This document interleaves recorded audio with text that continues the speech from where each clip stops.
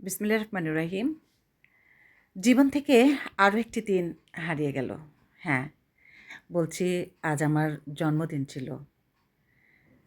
জন্মদিন মানেই তো একটা দিন ফুরিয়ে যাওয়া, হারিয়ে যাওয়া, মৃত্যুর দিকে এক ধাপ এগিয়ে যাওয়া। আমি গতকাল রাতে সকাল সকাল ঘুমিয়ে পড়েছিলাম।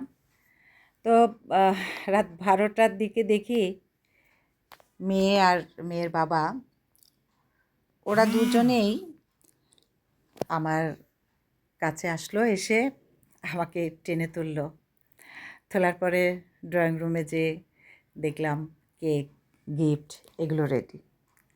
আসলে আমরা এমনই করে থাকি, যেমন ওর বাবার জন্মদিনে ওর বাবা জানে না আমি আর মেয়ে করি, আমার জন্মদিনে ওরা দুজন করে, মেয়ের জন্মদিনে আমরা দুজন করি, মেয়ে জানে না। তো দেখছেন আমার গিফটগুলো, এবার জন্মদিনে মেয়ে আর মেয়ের বাবা আমাকে এগুলো গিফট করেছে। তো কেক কাটাকাটি হলো, খাওয়া খাওয়া হলো। তারপর পরের দিন দুপুরে আমরা খেতে গেলাম। তো খেতে গিয়েছিলাম হচ্ছে আমাদের বাসার কাছেই, রেন ফরেস্টে। আসলে আমার যেখানে বাসা সেখানে চারপাশ দিয়েই তো রেস্টুরেন্ট। তো সেখানে রেন ফরেস্টে খেতে গেলাম। খাবার দেওয়ার আগে আমরা কিছু ফটো সেশন করে নিলাম। এখানে অবশ্য মাঝে মধ্যেই আসা হয় আমাদের। খাবারটা ভালোই, চমৎকার। ওদের পরিবেশটাও ভালো, ব্যবহারটাও খারাপ না, ভালো। আছে বেশ কিছু রেস্টুরেন্ট, কিন্তু এখানে অনেকটা বেশি যাওয়া হয়। তো বন্ধুরা, বাবা মা মেয়ে মিলে খাবারের মেনু বাছাই করছে। আমাকে বলল, আমি বললাম তোমাদের পছন্দে আজকে খাবো।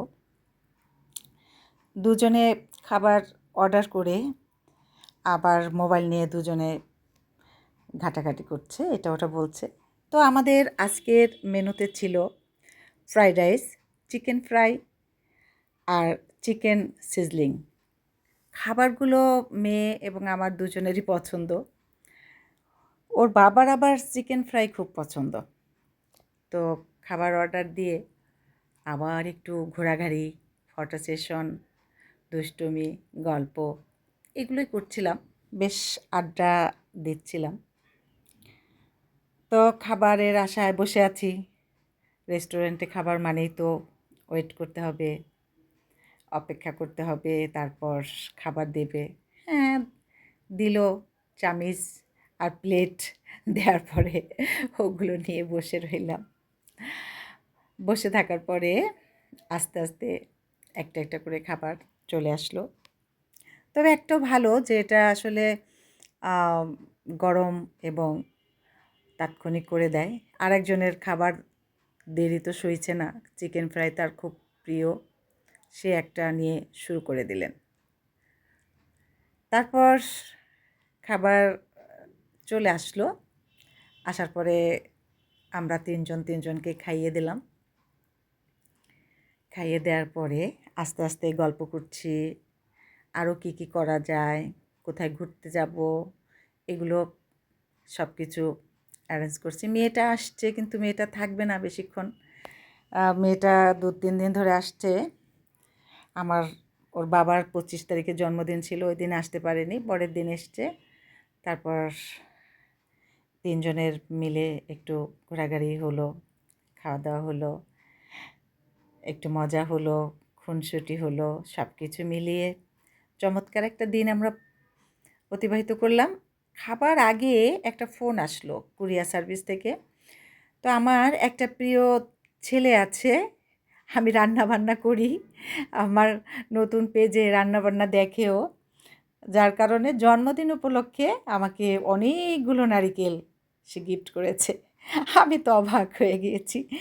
আমরা খাওয়া দাওয়া শেষ করে গেলাম, ওখানে কুরিয়ার সার্ভিসে গেলাম। তো আমি ভাবছি যে বস্তার মধ্যে কী এগুলো, বাসায় এনে ঢেলে দেখছি যে এগুলো হচ্ছে নারকেল।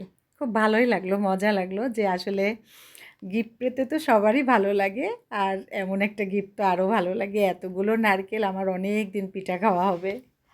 তো বন্ধুরা, আজকের দিনটি আমরা ভালো কাটালাম, আপনাদের সাথে শেয়ার করলাম। আপনারা সবাই সবসময় ভালো থাকবেন আর সবসময় আনন্দে থাকবেন। মন ভালো থাকবে, দোয়া করবেন, সাথে থাকবেন।